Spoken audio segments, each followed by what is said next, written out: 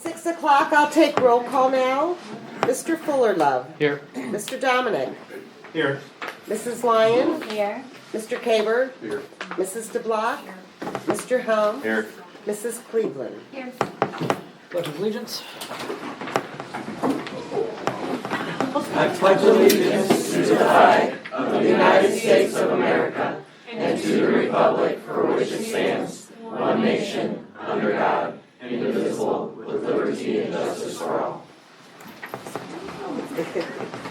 Okay, adoption of the agenda. Any changes to the agenda, Dr. Johnson? No, sir. With that, I'll entertain a motion to approve the agenda as presented. Second. A motion was made by Mrs. Lyon, seconded by Mr. Dominic, to adopt the agenda as presented. Mrs. Lyon. Yes. Mr. Dominic. Yes. Mrs. Cleveland. Yes. Mr. Caber. Yes. Mrs. DeBlock. Yes. Mr. Helm. Yes. Mr. Fullerlove. Yes. Motion carried. Okay, tonight, for recognition members of the audience, we have our STEM robotics team. All right, as most of you know, I'm Mr. Fritch. I'm the math teacher at the high school. And Mr. Thompson and I also sponsor the STEM Club as an activity that dominates the STEM Club. We have a competitive robotics team that we brought with us tonight. Some of the contents of this presentation that you'll see, they do operate like a mini corporation. So in addition to the robot stuff that they're currently doing, there's a lot of outreach and volunteerism and stuff like that. So Mr. Thompson's going to give you a little bit of information about how their season's going this year, and I'll get out of the way.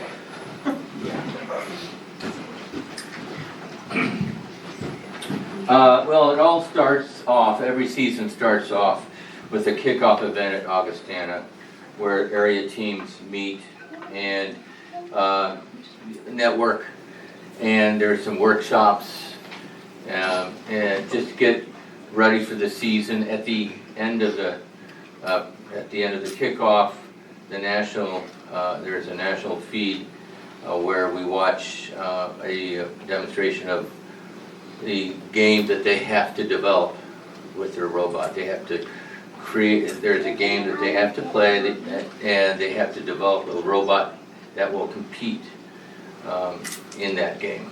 And you'll see more of that in their presentation. So it starts off again in September, and then they play 3 league events in the local area. We started with meet number 1 on November 9th at Moline High School, and we played 5 matches at every meet. And meet number 1, we were 3 wins, 2 losses, which is very encouraging. And then meet 2, December 7th at Orion High School, we went 4-1. And then another month later, again at Orion High School, this is meet number 3, we also went 4-1. So going into, we have a state qualifying tournament. We're in the Western League, and we also compete with the Peoria League in a combined Peoria Western League, and that event is a state qualifier. That event is coming up in February 8th at Bradley University. So currently, in the Western League, out of 10 teams in the local area, we are in first place.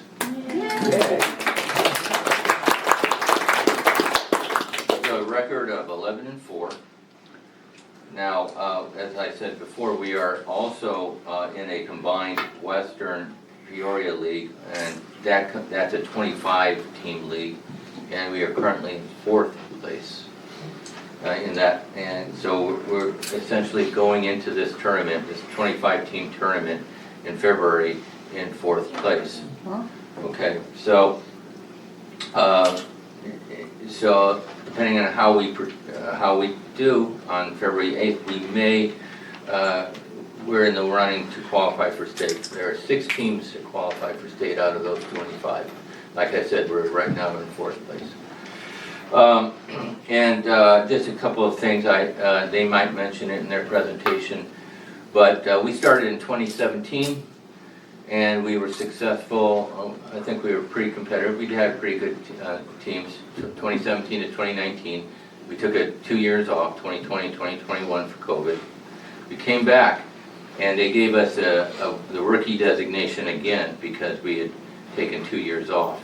So we were kind of rookies twice, in 2017 and again in 2022. So in 2022, we performed in this particular conference tournament. We did really well, considering all the challenges coming back after COVID. We got the Rookie Sensation Award that year, 2022. So everything's been, we're really excited about this team and what we can do going forward, and as we move on, progress year to year. I think that's all I have, and I guess the team will now present, right? Yep. Hi, my name is Zoe Rains. I'm a senior on Sherrard Tigers, team 13594, and I've been on the team since my sophomore year of high school. And Oh, you need me to do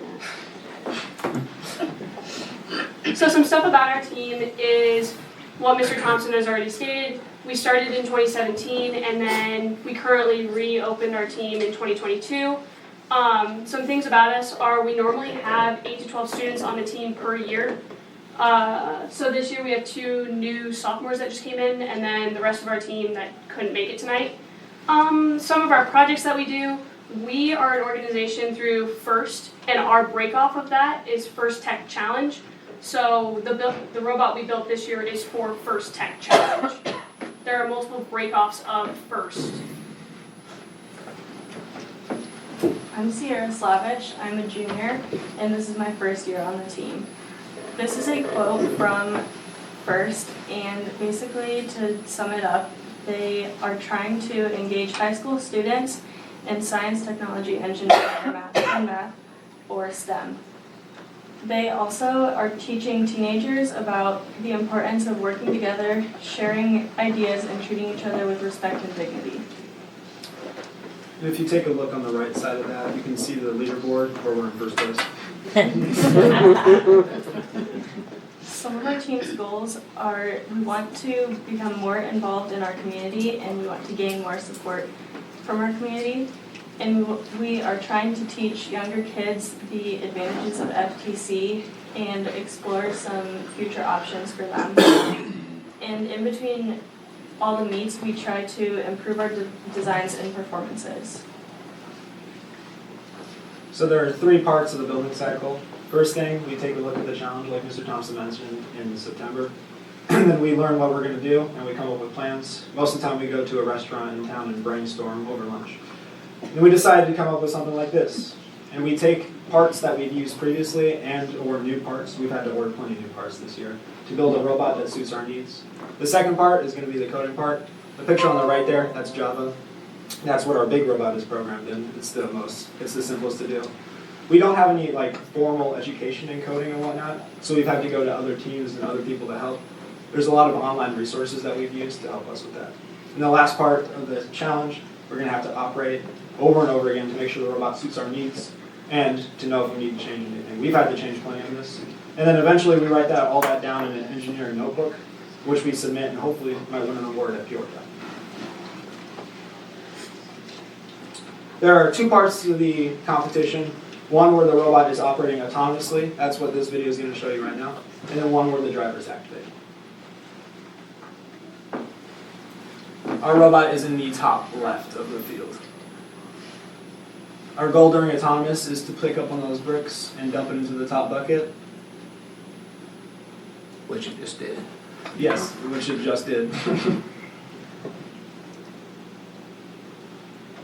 The other half of the competition is driver activated, which you can see we have our controllers here. Sierra and I are not the drivers, but we pretend. The second half was the same exact competition, except now that you have control over the robot. Go ahead. What? It plays automatically. That's right. Okay. So you need to go to the next slide. Yeah. There you go. You'll see the autonomous program again for the first 30 seconds, and then the rest of that is teleop, or driver activated. The last 30 seconds of that is endgame. And if you see our robot right there with the purple hooks, we end up hanging the entire robot.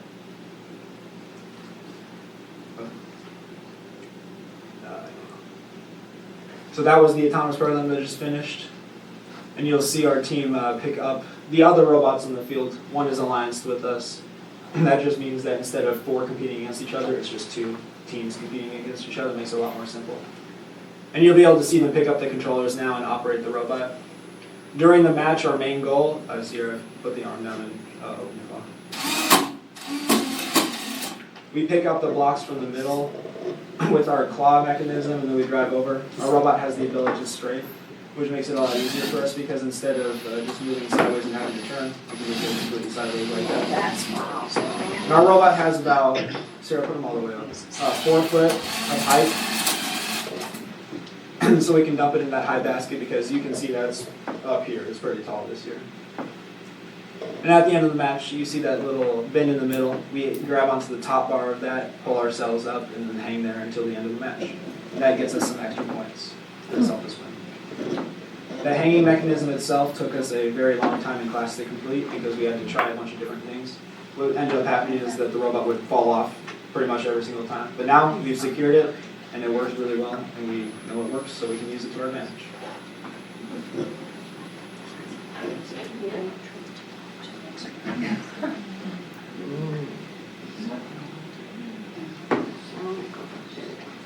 So recently, our team has started our class this year, and we have gotten a program. It's through Rev Kits. They'll talk about it later. And then some of the outreach we've done is we have visited schools around us. We have done a St. Jude organization. We've worked with them. We raised money and then sent it in so that they could get Christmas presents this year. We also are doing grade school visits in the next 2 weeks for Matherville and the 2 grade schools. We have collaborated with Riverdale, and we took a trip there to see how their class operated.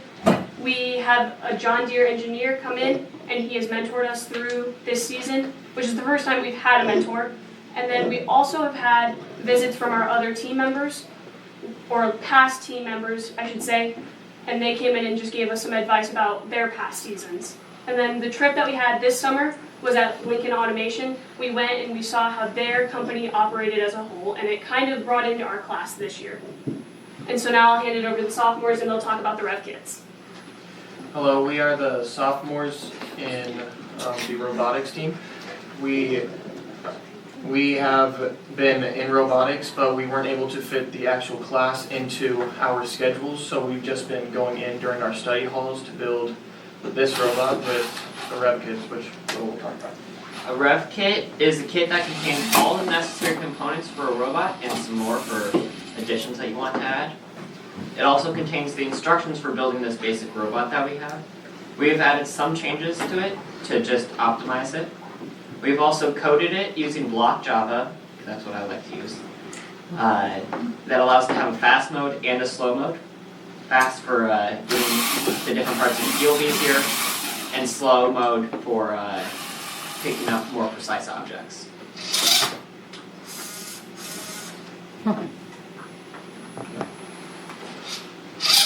Does anyone have any questions about our program? When is state? State is February 8th. Saturday, February 8th. State Oh, state. qualifier. No, state qualifier is February 8th, and the state championship is in Elgin on the 28th and the 1st. And you can make modifications throughout the whole season? Yeah, as long as it follows. The parameters we're given through the Yeah, season. it can continuously evolve.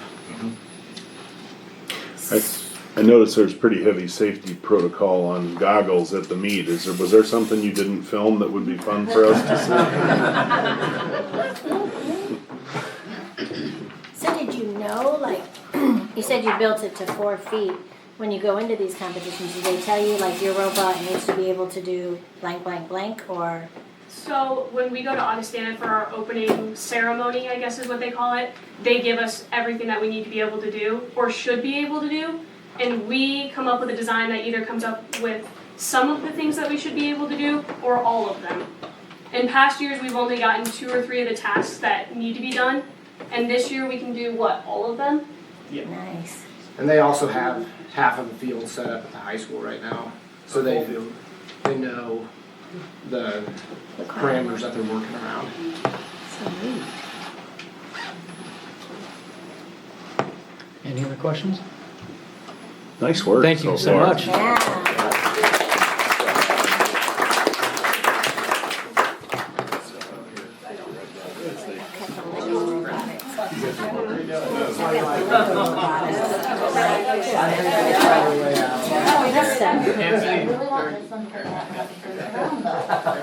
I don't know if it actually could serve as a small. I think it's crap walking to go from school. I need that in my truck, so I can. They make trucks like, have you seen the Hummer H3 can do that? What, that are remote? No, the crab walk, the striping. Yeah. 2500 HD, if I gotta park like at Walmart or something, I gotta go. I mean, like this side. Like that have the ability to do. Yeah. Oh, that, Make, oh, that, black. I know, that's what they need. They need to have. Am I in agreement that this room looks like way bigger without that table at the end? I don't like it.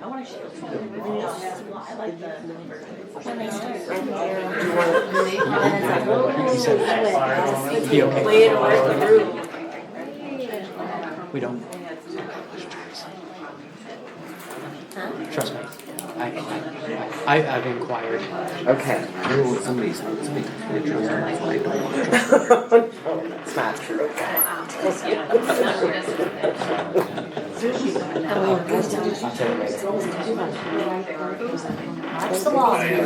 Okay. You ready, Carl? Yes, sir. I think we're ready for our next one. Okay, Tiger Talent. Okay. Tiger Talent Award, one of the most fun things I get to do in my position is to recognize who are the most awesome people we have in our district. And, we just gave it away here, that's all right.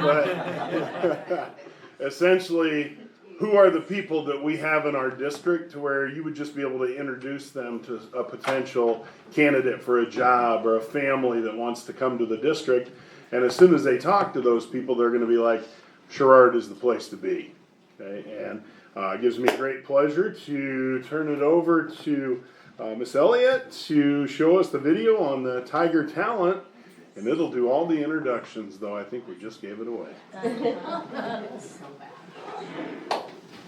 Very pleased to announce Lexi Weiler is our nominee and winner for the Tiger Talent Award for January. Lexi is the district-wide social worker, and we're blessed to have her here at the high school for 2.5 days a week. Lexi is married to my best friend for several years. She's a kind-hearted person, a great mom, great wife, and we're lucky to have her here at Sherrard. She is one of the best employees our district has, and just not only that, she's a genuinely nice person. If you sit down and talk to her, it takes less than a minute to know that she's genuine, she's thoughtful, and she's very kind. And I know that she used to be a Rocket, and she's transformed from the maroon and gold or the maroon and white to the purple and gold. Oh my gosh, I'm so excited for Lexi to have this award. She is amazing.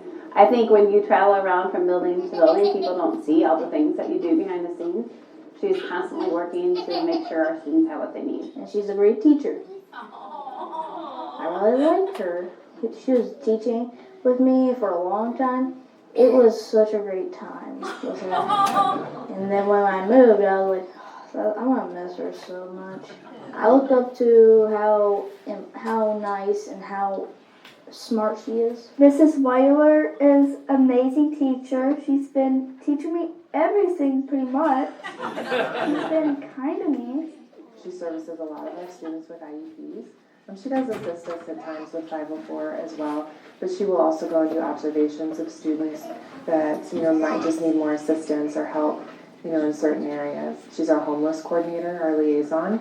So if, families are facing situations of becoming homeless or are homeless, she works heavily with the Regional Office of Education to facilitate needs for the families in the district. I think that it's really important that what she does is kind of so beneath the surface for kids and for us as a district that she kind of is the unsung hero, I guess, so to speak. She doesn't always get the credit or is the face, but she does a lot for every single building. I use her as a resource a lot to help come up with behavior management plans or to provide instruction. She's just a great sounding board. She has really good ideas. She's willing to go the extra mile. So if she doesn't know something, she'll reach out to other colleagues or people that she's been in her social work program with to see if she can get ideas. She takes the time to get to know the people, and that's absolutely critical. And it's hard for her, I know, because there are so many people that need her services, but she is extremely diligent in providing the time that these families and the students need. She doesn't just settle for what she's after, and she really wants to see the kids grow and improve. I've known Lexi since she worked in Geneseo. We worked together when she was an intern. And then for a little while after she got out of school, she really cares about what she's doing. And she cares about the students that she works with. So it goes beyond just wanting to do a good job. She has gone above and beyond in creating a resource document for our community where parents can go and utilize any of the resources that they need. And so that was really time consuming, and she put a lot of effort into that, and it's a really detailed, good thing for our school community. Anytime she has to do social emotional evaluations for them, she does such a lengthy process. She takes parent interviews, so she talks to parents on the phone. She does student interviews, she does teacher interviews, she does observations, and she just dives in so much more. And she's always looking for the reason why behind everything. She is thorough and thoughtful, and she just, like I said, she has this way about her that makes you feel comfortable as an adult or as a student, that you feel that she cares about you. And also, she's the greatest teacher in the world. And she's fun. Not only is she kind and caring, but she's a fun person to work with. So she's easy to develop relationships with. Alexi's got that nice balance. She deals with a lot of kids that might be a little bit rougher around the edges. And so she knows not to take it personal and to find the humor in it. She doesn't know what the day is going to bring. She knows when something's bothering you, and she'll come and check in with you. And like I said, she's always good for a laugh. They love Mrs. Weiler. They will stop by her office. There were students in there this morning joking around with her. She was helping them pull a prank on Mr. Johnson. Twin Princess Opera, Mr. Johnson was my favorite day last semester. And one evening, Skylar was in Miss Weiler's office, and Johnson walked by, and I call him Princess time to time, and I call him Op. And Miss Weiler put it together, Princess Op, and I asked to get that on name tag, and I walked up to him and I put it on. So, those types of things. So yes, they definitely enjoy spending time with her and being around her because she is so great at building a rapport and finding a way to relate to them and making them feel, and they are a special part of her life. She has inspired me just to hold on to that anger and just walk away.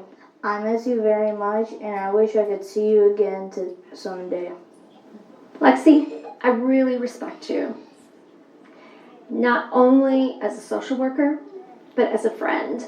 You made my first year here much easier. It wouldn't be as enjoyable if she wasn't here, and I'm just really grateful that she's here every day, that I get to see her.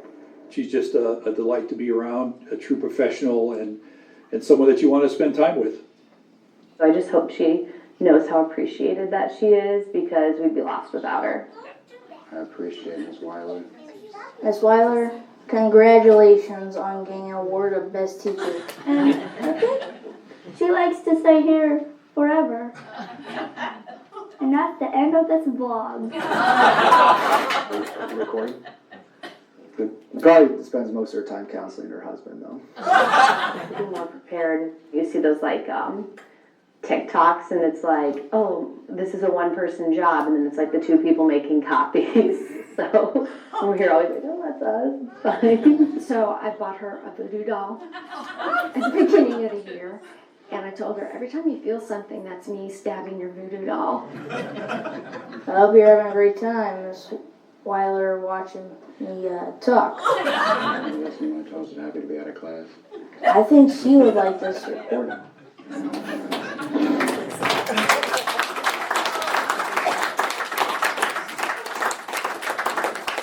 And as a token of appreciation from the Board of Education, your limited edition Tiger Talent Golden Apple. Thank you. Congratulations.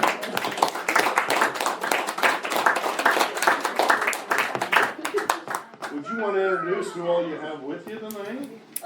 Oh, yeah. This is Fletcher. He's our youngest and he just turned 1 today. Happy birthday! This is Charlie. She'll be a Tiger next year in kindergarten. And then this is Kip. And our other one's at cheerleading right now. What do you do in your spare time? Thank you, I appreciate it. Well, we appreciate you, and thank you guys for being able to be here tonight. That was a nice surprise. Yeah. Yeah. And what a way to spend a first birthday. That always be talked about. Yeah. Well, I always ask the question, what was your ruse of why you had to be here on a first birthday night? Well, for Polly, because she was getting an award. What? I'm not? Yeah. Right? You really got us pumped. Thank you so much.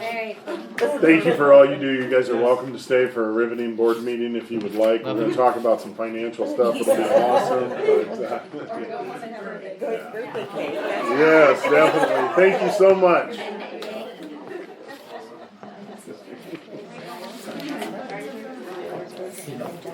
Let's see here. He was my sister's first grade. No, I remember those days. Going the Wayback Machine. Oh, wow.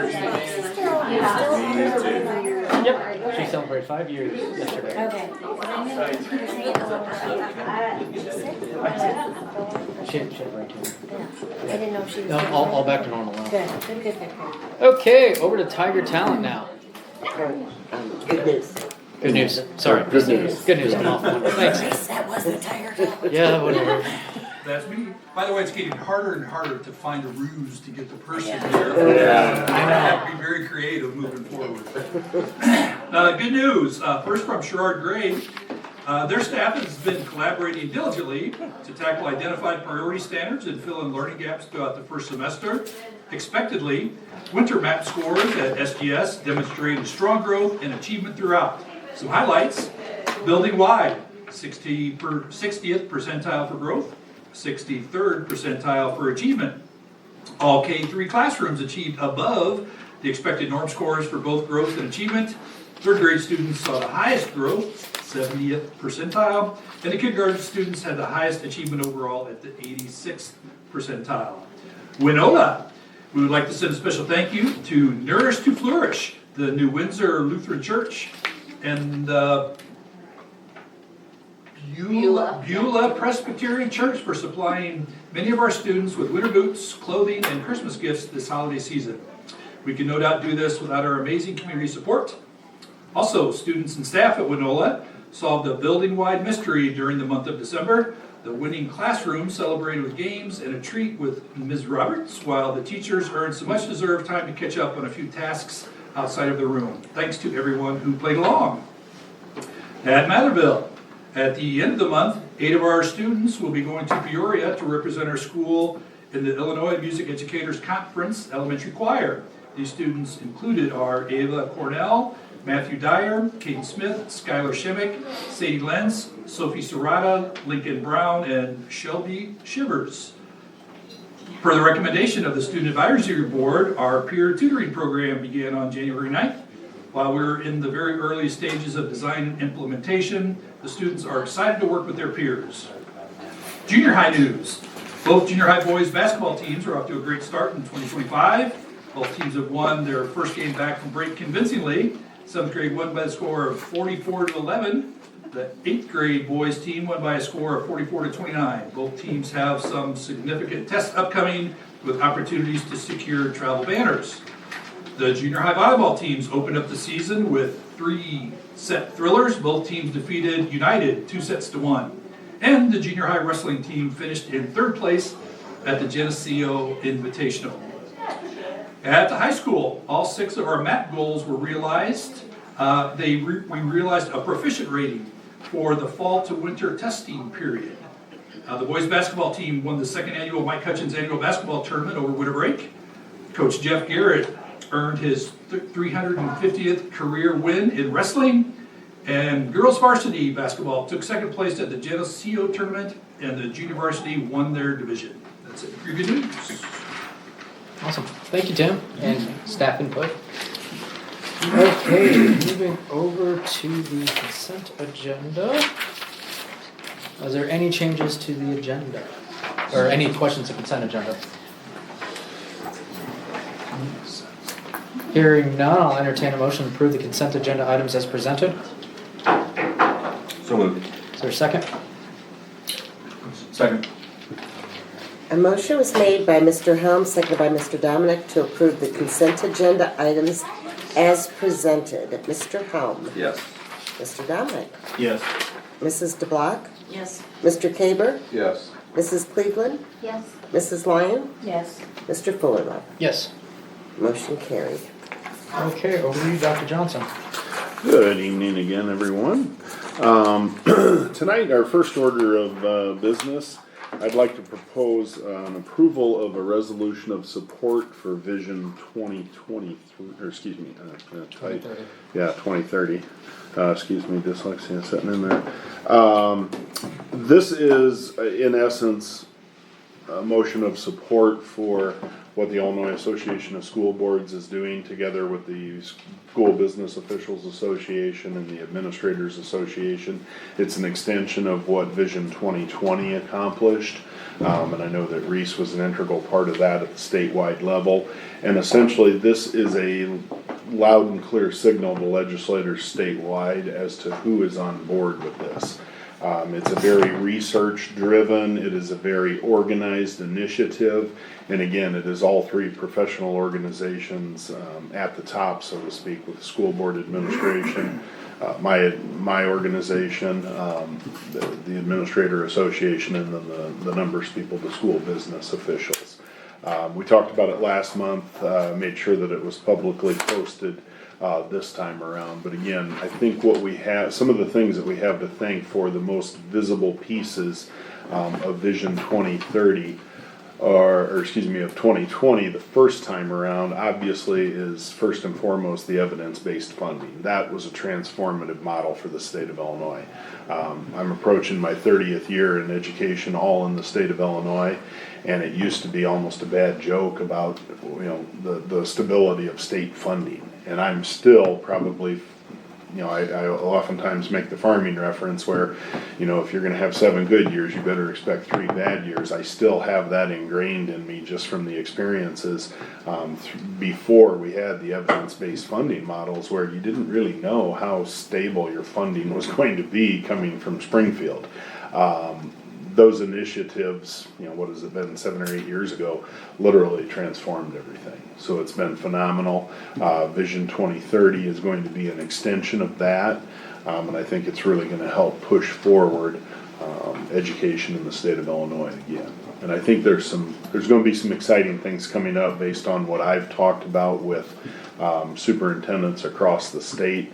I'm on the Legislative Relations Board statewide, and I think that after 2020, the legislators definitely listened to these organizations a little closer than they did in the past. And I think this is going to be a great extension of that.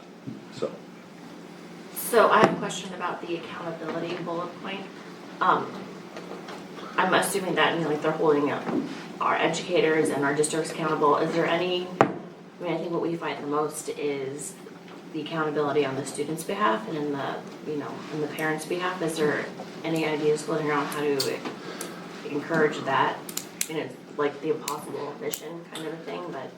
You read my mind, Madam Vice President. That was exactly what I was thinking. No, that's exactly what I was referring to when I said I think there's going to be some exciting things coming up that I really think that we as a state are starting to reflect upon the experiences of the last 10 to 15 years of Senate Bill 100 and what is the outcome of those initiatives. And it can't be an all or nothing proposition. There has to be some flexibility for administration and school boards to be able to put it bluntly, what do we do with kids that do not want to be in school? Now, I think that there's been such an emphasis over the last 10 years placed on, making sure that those kids get everything that they need that perhaps they're not getting at home to be successful students. But now I think it's going to come down to what can we do in terms of maybe alternative education settings to where the focus on the kid who is a continual disciplinary problem when they start to distract the other 20 kids, 25 kids in the room, how do we move beyond that? And I think the reason that I say that and bring up alternative education is because I've received 3 emails from the State Board of Education lately, just, hey, if you are thinking about starting a alternative program within your district, here are the criteria that need to be met. So I think statewide we're going to start to see some movement on that. Reese and I went to the legislative forum. The Illinois Association of School Boards had a legislative forum for the Blackhawk District. We went to that, what was that, 3 months ago? October. And there were some, Dan Swanson was there, and Representative Johnson of the Quad Cities was there also. And the majority of questions I felt that came up, and that was the one that I asked, was entirely around Senate Bill 100. And what do we do to make sure that we're restoring what Carl would call common sense to the disciplinary process? So. Perfect. Is that though, I mean, the shared accountability talks about the assessment. Right, that's, I just wanted to know if they incorporated that as well. Okay, I didn't know if that was just more how they're gonna be assessed academically. I think there's been a significant amount of pushback on some of the assessment practices and standardized tests in Illinois.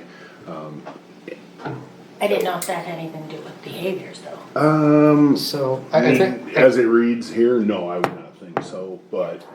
Yeah, so I think this is a document explaining the why we have to get after these things. The individual goals and strategies will come off of this document. So it's not this document isn't meant to fix everything, it's to set the priorities. And then they'll get after it from either joint resolutions that come out of the 4 or 5 association bodies here, which will then be passed down to the general legislature. What you're really seeing here is a group of associations coming together on a shared set of goals that they all agree on, that they can all, in the individual lobbying things, go after the General Assembly saying these are the changes we want. Okay, I just wanna make sure what she's saying though is really addressed in this. It's not gonna be that specific. Okay. So I just That's don't why want it you to says, think that's why it's this is Vision saying 2030. But that's why I asked that. Yes. Yeah. I wish there was a way to put a measurable, like a SMART goal on something like that, but I don't know that that'll ever be possible. I think it's going to be, lack of a better term, a statewide movement from the professional organizations that are authoring this to say to the legislators, we've got to change the law.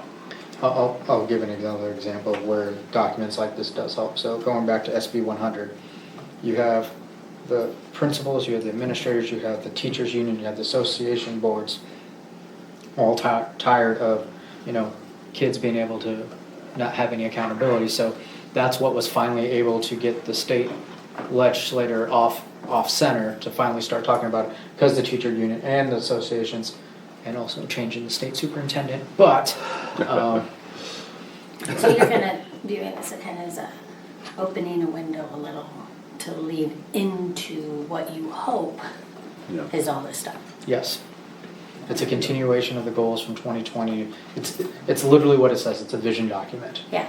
There's nothing binding in this document that's going to. It's one of those fun little vision things you slap on the board to make you feel good about yourself. This is where we Let's hope to be go honest. outside. Yeah. And they talk about, where did I see it, reform, pension reforms? That's the tier 2 that's been talked about a Okay, lot. that's what I was thinking, okay. Because it's damaging. it's a double-edged sword, yeah. I mean, it's a tremendous cost savings, but nobody wants to, when I started in the mid-90s, the pension was a key argument for coming into teaching. Now we literally have to talk to the tier 2 people and say that it shouldn't necessarily hold you back. Good. Because it's, you start taking away the, not just the intrinsic things, but the tangible things, you get what we have here today. Yeah. So. I don't know when that fix is coming. It's been hinted at for 2 years now. Yeah. It hasn't happened yet, so we'll see. Any other questions on this? Not for me. Okay, with that, I'll entertain a motion to approve the resolution of support of Vision 2030 initiative. So moved. Is there a second? Second. A motion is made by Mrs. DeBlock, seconded by Mr. Dominic, to approve the resolution of the support for the Vision of 2030 initiative. Mrs. DeBlock. Yes. Mr. Dominic. Yes. Mrs. Lyon. Yes. Mr. Helm. Yes. Mr. Caber. Yes. Mrs. Cleveland. Yes.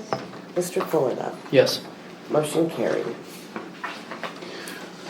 Okay, our next item to discuss, I'll pass around a blank calendar. If you want to pull up the sheet in your board docs that says calendar considerations, that's just kind of a bullet point list, because I know sometimes following these, this is the ISB format that we follow, and I'm forever erasing and starting over because it's Monday at the beginning of the week in the left-hand column and there is no Sunday, so it is maddening after you've looked at it for a couple hours. So if you'll look at the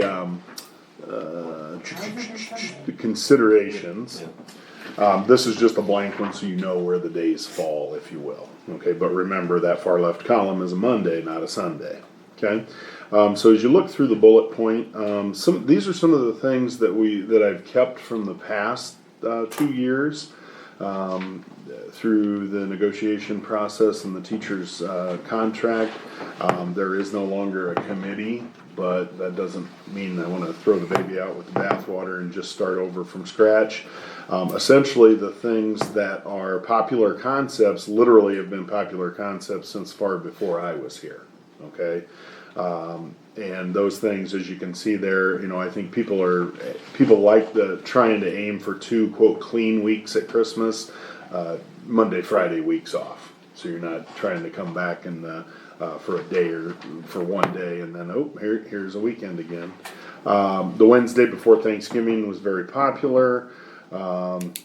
Good Friday and Easter Monday as non-attendance days. This calendar, that's a little on the tricky side just because if you get down there to the second numbered list, the tentatively list, spring break would be March 8th through the 12th tentatively. And then the 2 days off for around Easter are the 26th and the 29th. So last year, it was April, so it was a little easier, and I think this year's April as well.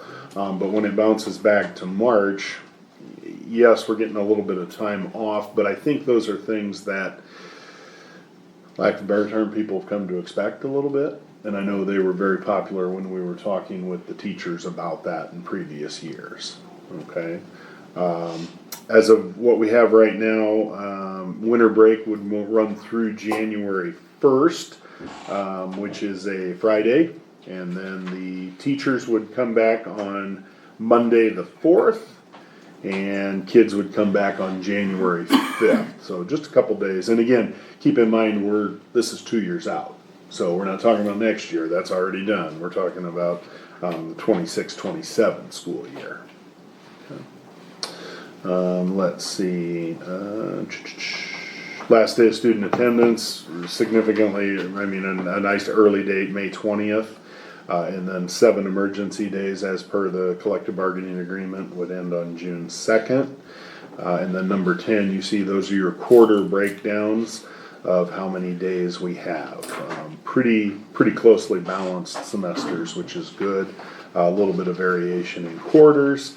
One thing that Miss Bribey and I talked about last week as we were working through this was that fourth quarter is going to seem even longer than it normally does, because it is. So, and again, this is a tentative plan. I wanted to put it before everybody so we had the chance to look at it. Got a month before would put an official calendar up for vote. So as you look through this list, please let me know if there's something that the constituents are saying needs to be adjusted. What's that? Sure. Okay, what would you think? So we all that sit here know that I am highly against the kids going back to school the first week in August. I just feel like that just makes summer so incredibly short.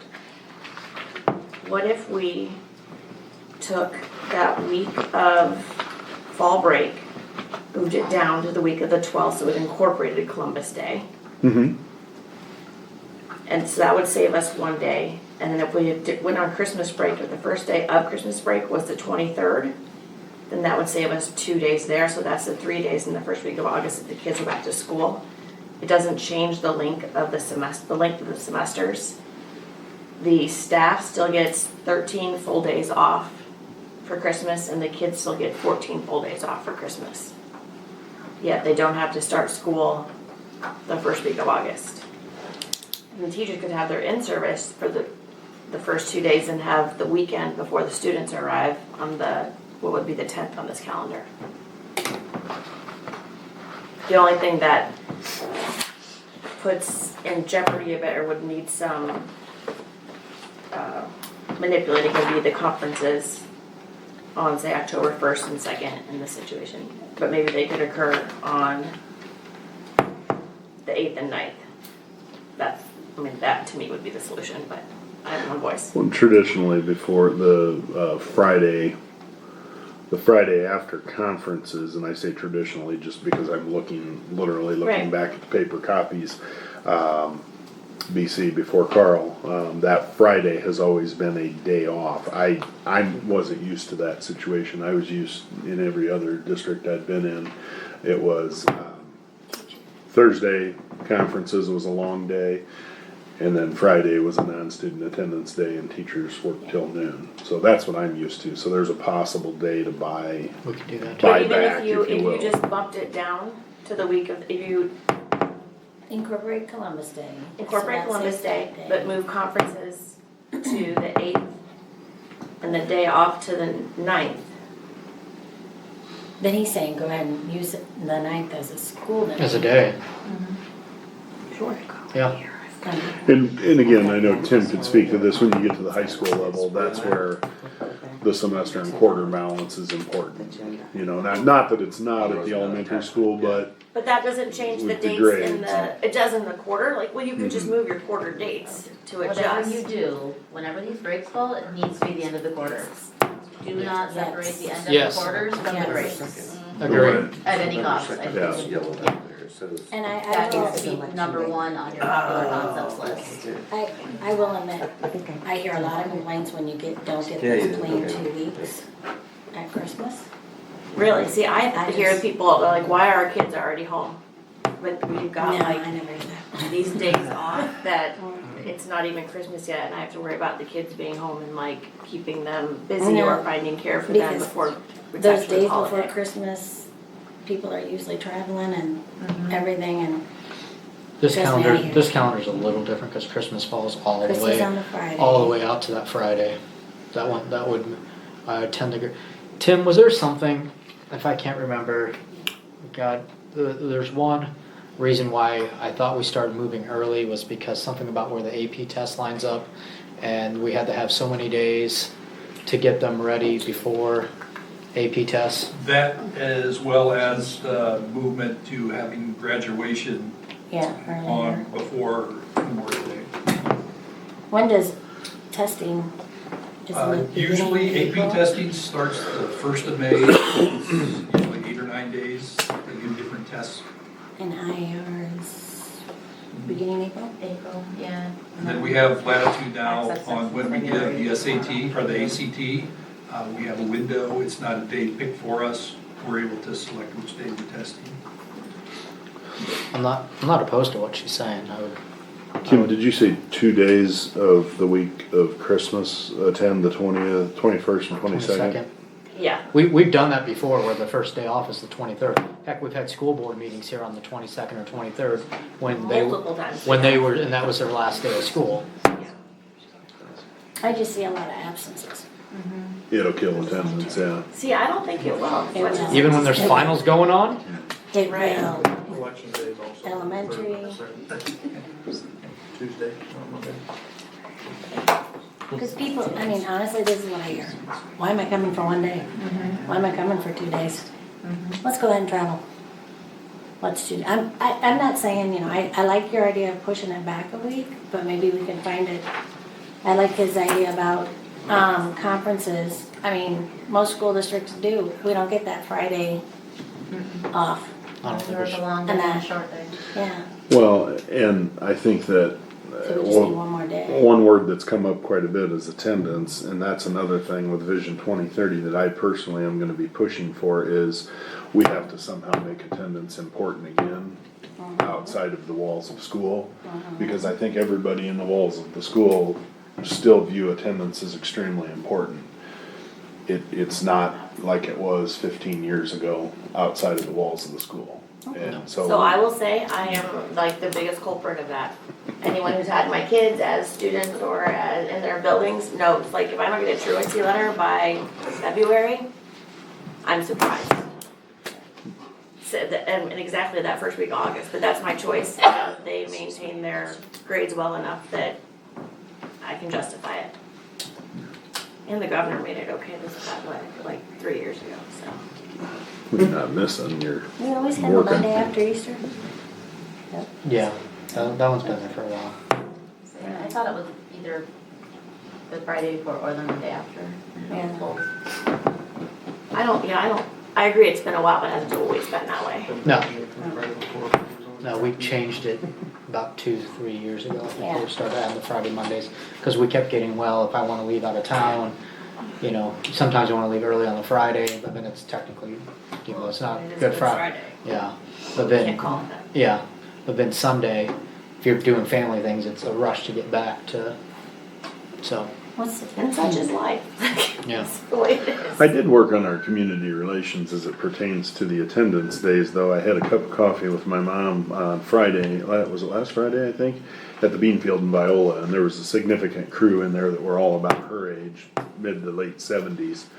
And they asked, did you get another day off, Johnson? And so I lectured them about how the school calendar attendance days has essentially not changed in 100 years.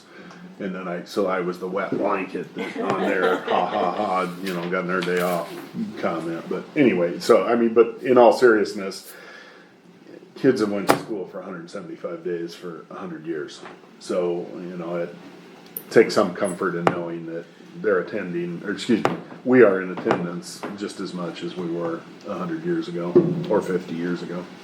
So. And so with the regards to, and I know this wouldn't make semesters, even it would make like finals fall maybe after Christmas, I don't know, but graduation No. is, no, I said, easy. Like graduation is 2 weeks before Memorial Day this year. So it's not like there's not wiggle room. Yeah. Very stupid. February 15th is President's Day. We don't get that anymore. Here's why you can't split the end of the semester from Christmas break. If they go on Christmas break and then they have to come back, that means that they've had 2 weeks off and then you have like a week and then you have finals. So everything that you learned, now you have 2 weeks off. And then what do you do with that week? You can't teach anything new. You're going to review everything that you already did, and it's not a waste of instructional time, but it's not the best use of instructional time. And then you have finals on top of that, which disrupts the Yeah, no, entire I wasn't schedule. advocating for No, that, and no. it doesn't make break enjoyable Yeah. for the kids who No. care, because they're probably studying over break as well. Yeah. I was just saying that it's not, or 175 days or whatever, it's not like there's not area for movement Right. to take place. Yeah. That's why you still want to split. Yeah, I'll draw something up and get it up on a shared doc or something and see what, because I have to, as you know, I have to have the list format to make sure that I can follow through and double check it, so. All right, what else do we have? your calendar? Yeah, we're not voting on it tonight though, so we got. Election day's on Tuesday. The the 3rd, right? Do you think that will always stay And in place? Or do you think we might get that back? I'm hoping we'll get it back. I don't know, honestly. Can you put that on the 2030? Yeah, put that on the vision board. Yeah. But like some schools don't get President's Day anymore. So. Yeah, there's some holidays that are, I guess you can petition the state to not take it off. I mean, none of our schools are used as polling places any longer, are they? No. I think that was more a symbolic thing to stress the importance of your civic duty. Yeah, I know. I'm sure there are some schools that are polling places, but with modern security measures, I can't imagine it would. Don't know why you couldn't call it a half day and still get a full attendance day out of it. Well, that was something that the administrators and I have been kicking around, is how do we get a longer block of time for PD? Because our early outs are good for individual buildings, but you can't collaborate unless you're willing to, zone in on the Zoom meetings, which are, at the end of the day, are difficult at best.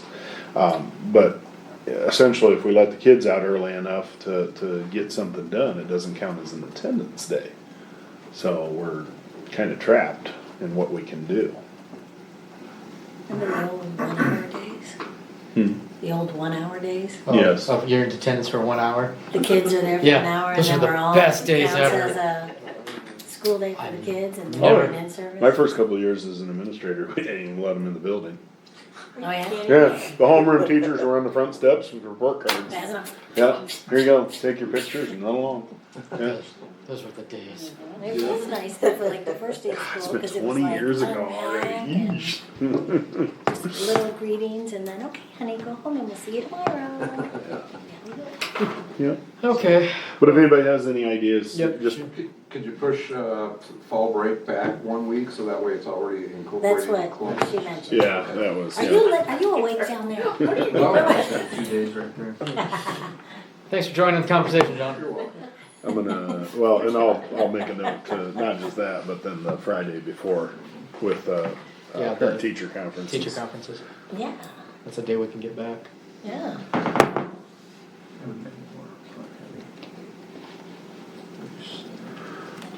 You just need one more. Okay, thank you. Student conference. Well, I brought Post-its knowing it was calendar night. All right, Health, life, safety. okay, health, life, safety. Becky actually uploaded the raw reports, if you will, from what we get directly off of our system, the IARSS system that we log into. And you can take a look at those, and they are, I'm going to go ahead and say awesome. For a district this size with the facilities and how few violations we have, and you can see the violations are things like there's a ceiling tile missing. Okay, well, that's probably because there was some work on it. Some of the common things that we have that I'm always consistently talking to teachers about, make sure that you're not putting an extension cord into an extension cord. If you need a longer extension cord, let us know, we'll buy you one. Door stops are not allowable. So don't have a door stop. I know it's a pain to get up and unlock your class door every time, but don't do that. The bleachers and the grandstands at the high school, that isn't, there's companies that do the inspection on that, and usually 99% of the time the same companies that do the inspections are the only games in town as far as who's going to repair them. But they do have to be approved to have the inspection. So we have to submit a bleacher. What's that? I'm like, shop area. Shop I'm like, area. Everything in there? They'll provide, It's all dangerous. they'll provide us with These are notes. areas of concern, and it just says shop area. Put your glasses on before you know. I'm Oh just kidding. So one of them says though that they need to remove all extension cords. So can they have an extension cord if it's not plugged into a plug? But it says Yeah. remove all extension cords.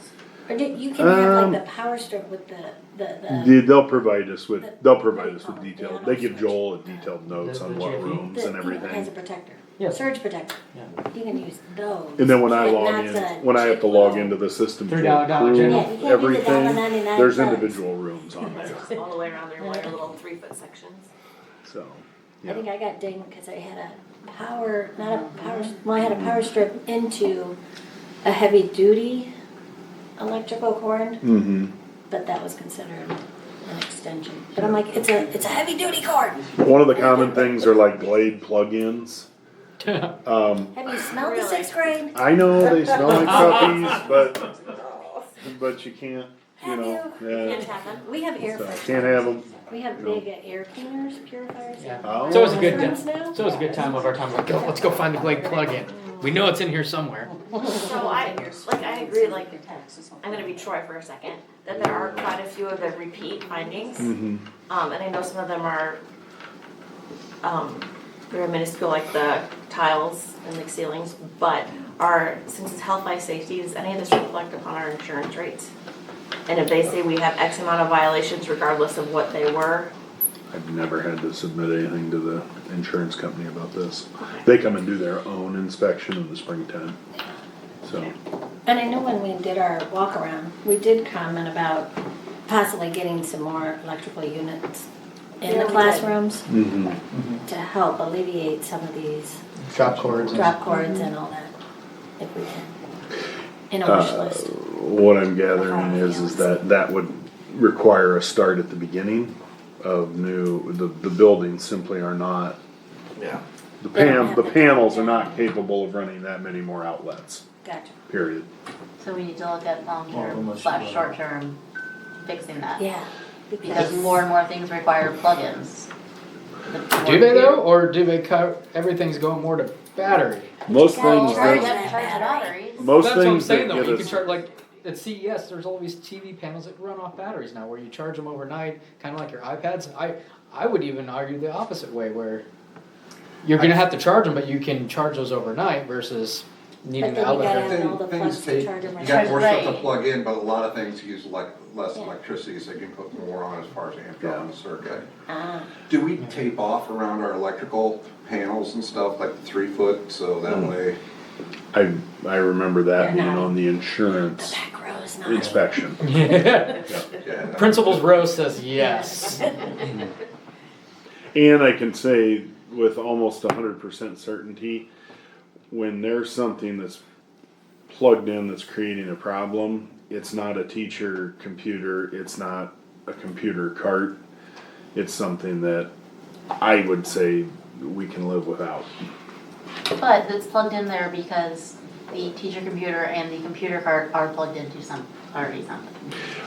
It's not like they're leaving outlets open and then. I will plugging broadly in. say that usually it's creature comfort stuff, but I'm also smart enough to say that in the education business, It's all about if you want to start taking creature comforts away, there's fewer ways to irritate people. I mean, you could roll a bee nest in there, some wasps, that would be effective, but probably not much more. So, there's a happy medium there. Let's keep the teachers happy, but let's also follow the rules. Yeah. So, I know what I'd do if I had to live without a hot cup of coffee. Do we Becky need wouldn't like the me. stage curtains are not fire retardant? What's that? Stage curtains aren't flame curtains fire retardant? They are, they just don't have a sticker up to date enough Ooh, we're at capacity in the library. that states that. Everybody We need, get out. we need to get new ones, Too much that's part learning of the going on. longer Too term much plan. learning going on. But it's That's ridiculous, sorry. I don't think we could probably have a conversation about new curtains in there of replacing what's existing for under probably $50,000. It's disturbing. Oh, for the auditorium, heck yeah. Very specialized and. Because they're flame retardant and oh boy, yeah. Just getting those weird purple ones we had compared to the old brown ones we had was a big deal. I know Nomex or like flame retardant materials can get very expensive. So. Yeah, and there's the drop one behind the scenes that has to function, so. Yeah. But like I said, overall for a district our size, this is incredible. I mean, that we had these few of, violations listed, so. By our staff and all the way from principals, teachers, custodians, maintenance, they do a good job making sure that things are where they need to be. So, all right. Okay, I have one more thing to hand out here. This is our strategic planning and organization. Pass those down for me. Pass it down. This will probably look familiar because I think the smartest way to go about a new strategic plan is to update what we've already got in place or what people are already familiar with. So I'm sure there's many of you in the room on the board tonight who will recognize this. Reese actually got this to me last year, at the end of last year, and I've been looking through some things and making sure that we're working towards what we need to have happen. Strategic planning, as I would see it for the district, I've got all kinds of copies if people want it. What I have experienced in the past, and I think is a very, very strong way of doing it, is excuse me, school employees are going to be responsible for the work.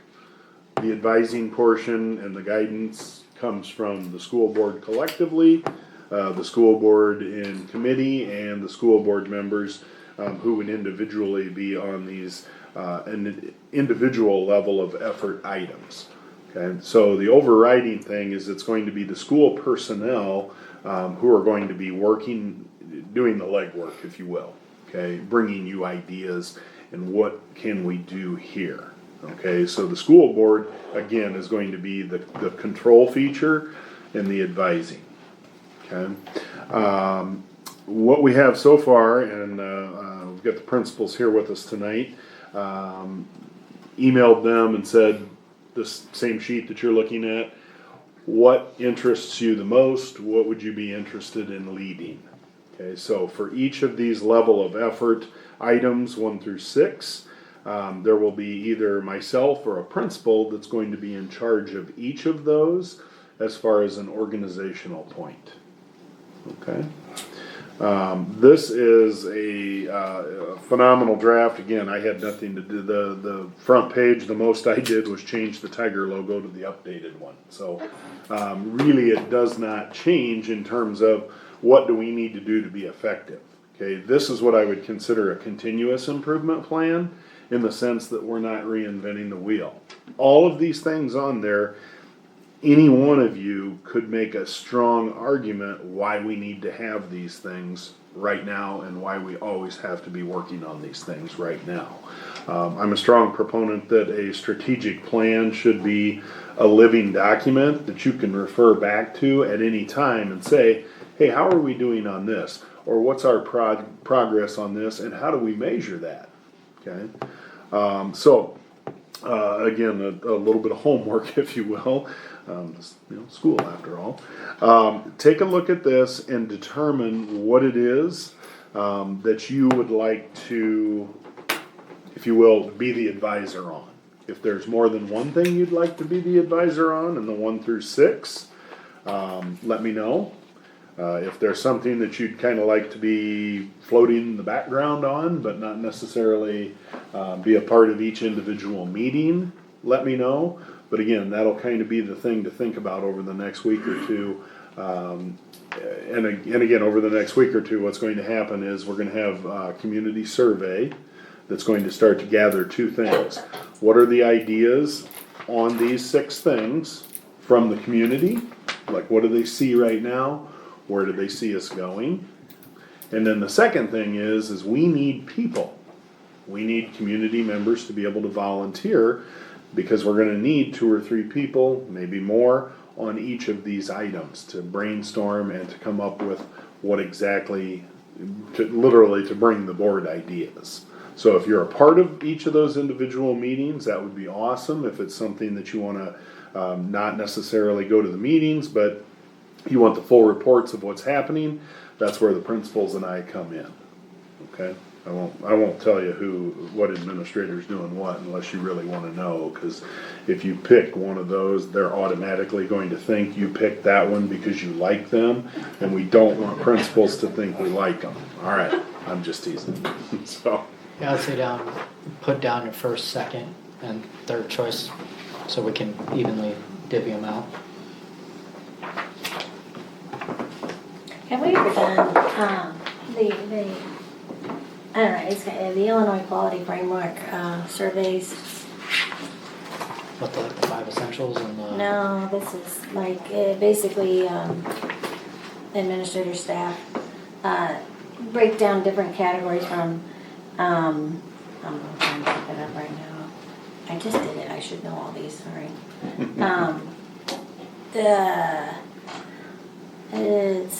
So there's different indicators, and so you're focusing on continuous improvement,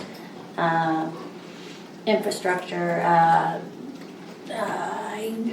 can't find the page with all of them, sorry. But it's basically a survey that Illinois has put out, and you're basically kind of evaluating your school district, your school. Different than and the stuff. 5 essentials? It's not the 5 essentials, it's the Illinois Quality Framework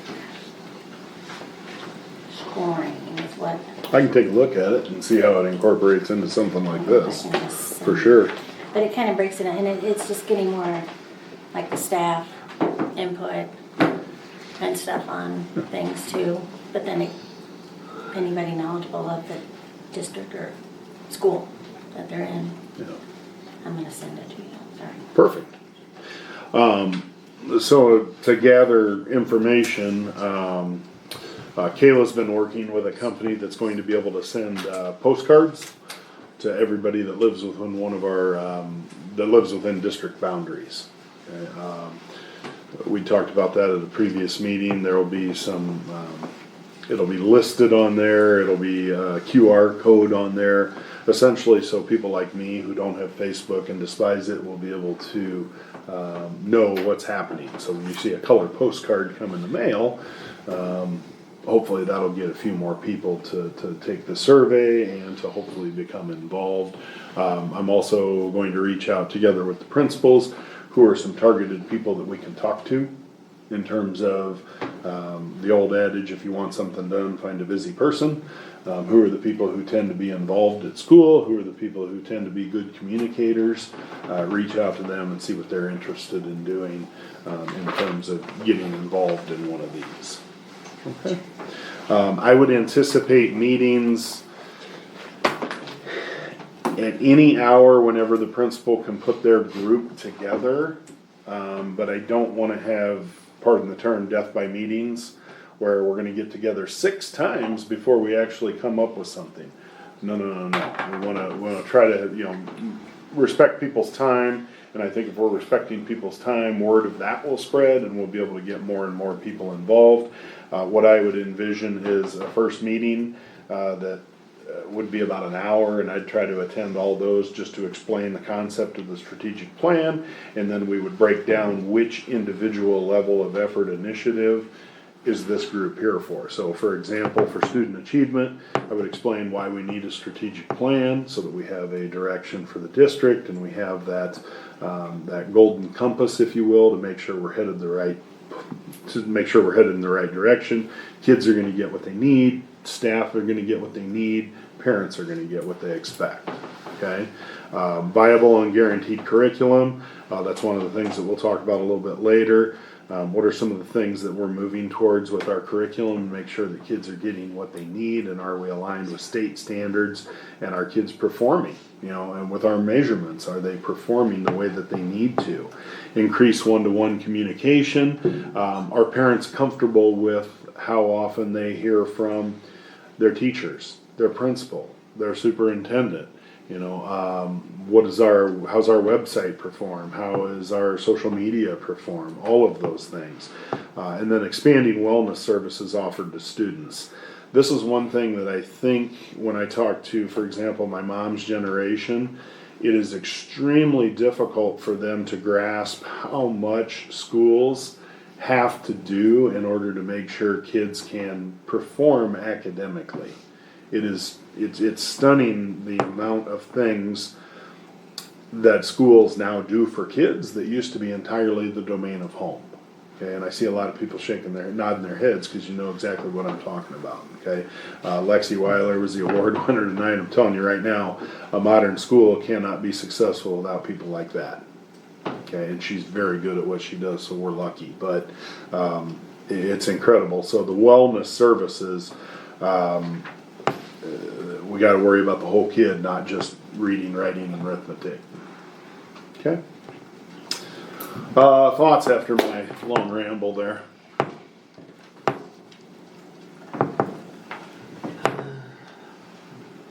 I gotta give credit to those that come before me because this is an awesome plan to follow. Did we do this when we set us up very well? Like in the evenings, and there was a lady that came with her like chart paper. There was a chart paper thing, but that was on a Saturday. Where's Polly? Yeah, Polly was there. Where'd Polly go? dropped the mic. Polly dropped the mic. Jeff was there, right? I think Jeff was there. Tim was there. Carrie was there. So here's what Chart paper lady. What was that for? that was Rhea. That's when we did a little bonding thing after we became a board and we were setting policies and norms and similar. She was there for this thing, but so here the refresh of where we went. We were in the library. Yes, it was on a Saturday. So we had a big changeover on the board. One of the things I wanted was a strategic plan because I got tired of playing whack-a-mole. Whatever crocodile's and closest to the bow is the one you attack. We had no plan. And so we had ISB come in. And I'm going to say this is where Alan and I kind of diverged a little bit. This is what I envisioned that came out of what we talked about. And I put a goal of 2030 because we're not going to get after all this. So I saw it as a continuous plan. My general thing is when we have a meeting and we're making decisions here, when we come to agreement on what do we want to do, if it's not part of our strategic plan, is it something we should be doing? Alan came away with a more like direct plan and attack of like, here's all the things, had a great list of things that the administrators got after. It was great. We did in like 6 months. He snapped a rubber band on it, stuck it on a shelf. I don't know what strategic plans like last 6 months, but it was good things. And then when we were gearing up to do the next version, and then COVID happened, and then we threw everything out after the water. It wasn't fair to hit Carl up first year in the seat, even second year in the seat because he's finishing construction. So that was one of the things that came out of our evaluation, that we need a strategic plan, which is also tied to his lovely contract that he has to show progress towards this. This gives us something to measure Carl against on his evaluation.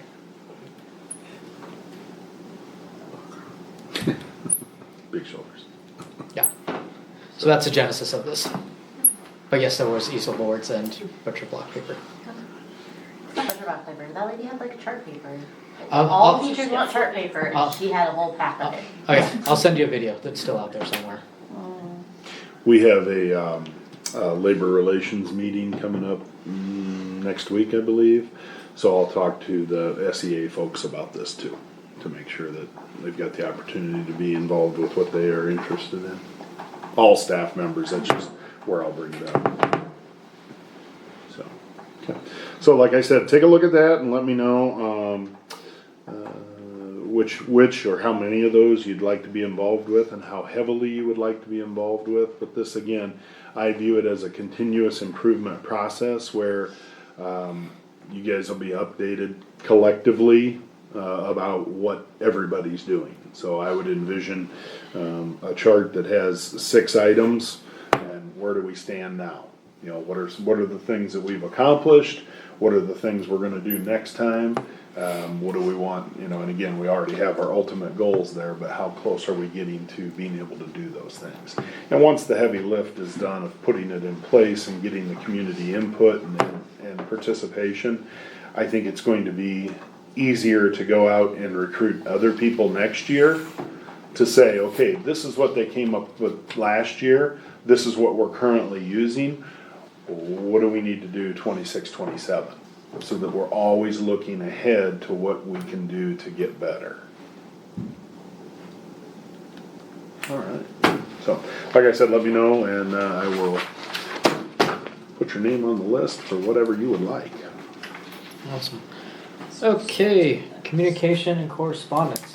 We're in a meeting with this one. Awesome. Future agenda items? Something that, after I did this one survey I just talked about, one thing that it talks about that the state is asking is how much is your board educated on how your schools are doing? And we get like our good news reports, but we really don't get the core information. And I think we've asked before for kind of like, you say map data was proficient. Maybe give us some scores, so we can kind of hear the good, bad, and ugly too. What percent of kids aren't making it, and what are we doing? So I think the way to get after it is when we either the MAP scores and the Illinois report card, there should be at least regular updates. Summary Yeah. report. Yeah, just a summary of a report. Because that was something, like the survey I did, it's like, you're kind of basing your schools, are you in an emerging stage of your framework, how you're developing your schools and stuff. And one thing it asked, do your school board and your superintendent communicate school's progress? And I'm like, I can guarantee my other world they don't.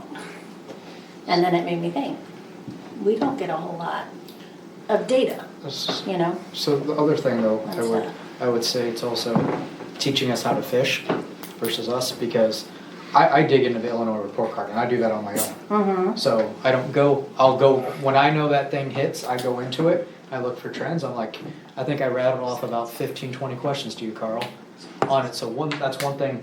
It's got to be a give and take. I think he's got to give it to us, but we also have the initiative. To do it. To do it on our own, because to be quite honest, the information's sitting out there for us to, anybody, public, anybody can go look at our report card. So I see both things. I think he needs a report, but I also take it upon us. If we want to do it, we need to go look for it. So Yeah, it was just it was. Well, I'm glad you this brought is it a up, state because survey. Reese was there at the opening in service, and ladies, what did we talk about? January data. Water data. So that was this whole theme of this pitch. It was a really good one. Not quite as good as comedy sports, but it was good. All right. definitely not as uplifting. Everyone was really disappointed. They thought like he had a very fancy title to it, because before he's always had like a fake fancy title of like accountability and government accountability in schools, and like, oh God. And so everyone thought this was like the fake title, but no, it was Carl's real brief. What was the title of it, Carl? How do we prove what we know? Yeah. Using data to like, funny, no, where's comedy sports? No, it's really Carl. There's no punchline, it's just me. Just Carl. Yeah. But people were, I don't know, I mean, I didn't see anybody fall asleep. They were engaged and curious, because 9 times out of 10, I think what happens when somebody like me stands in front of a staff and talks about data, it's from the other side of the coin. We're just not good enough and we've always got to get better, versus how do we prove what we know? I said there's the number one criteria in my mind on is a kid learning is go and ask the teacher, is the kid learning? Yes or no? Awesome. Now, how do we prove that? We've got a certain system that we've had forced upon us. Teachers, you know that, okay? How do we use that to make sure that we are showing, here's what the kids are learning? And IAR scores. Don't get me started. Yeah, MAP scores, a little bit better, but you gotta look into it more. High school, going back to the ACT this year after how many years of SAT? And it's, so we have, 5 essentials. We talked about that quite a bit. We have these, and you're very familiar with it, we have these systems of measurements that are publicly known, but there's no footnotes in the win-loss column, I always say. And that's exactly what this is. There's no footnotes there. You have to be able to tell your story, so that not to say that that's not much of a request, that will be extremely easy for me to bring up and present to the board. Because it'll be, here's the numbers and here's the story, so. Okay. Yeah. How do you prove what you know when you can't do it on a standardized test? I think that it's maybe not the standardized test, I think, but when we start looking at MAP scores and we start looking at what, growth in particular, because the IAR is absolutely horrible to measure any kind of growth. You never get the data back in time. And look at the factors that figure into it. Oh, yeah, Okay, wow, this kid is below standards on his IAR. Oh, well, he also missed 25 days of school, so, we have to be able to be ready to explain those things. My number one bugaboo right now is attendance, because attendance is not as important to most parents as it is to educators. I just, and if you have, if you have kids that are, Kim, you alluded to kids missing for a purpose and you hold them accountable, that's 100% different, talking that you call home to, you call a parent, hey, Tommy didn't come to school today. Oh, really? That's disturbing to me, but it's reality, so. Okay. This is where you live. So, I'll follow up with everybody and see, when we want to do that. It'll be relatively easy probably to do it in, if not February, but March, simply because we'll have midpoint MAP scores to talk about, so we've got 2 points to compare. Maybe Tim can give us a riveting presentation on how awesome it is to have ACT back. I think he's turning right over there. I'm like, oh, crap. I think I heard him say, please, dear God, no. So. It wasn't as polite as that. I appreciate your silence in that case. Okay, hearing nothing else, I'll entertain a motion for us to go into closed session in accordance to 5 ILSC section 120 subsection C, subsection C, section 1 through 12, 16, and 21. Is there a second? Motion is made by Mrs. Lyons, seconded by Mr. Dominic, to go into executive session. Those in favor? Aye. Those opposed? Motion carries.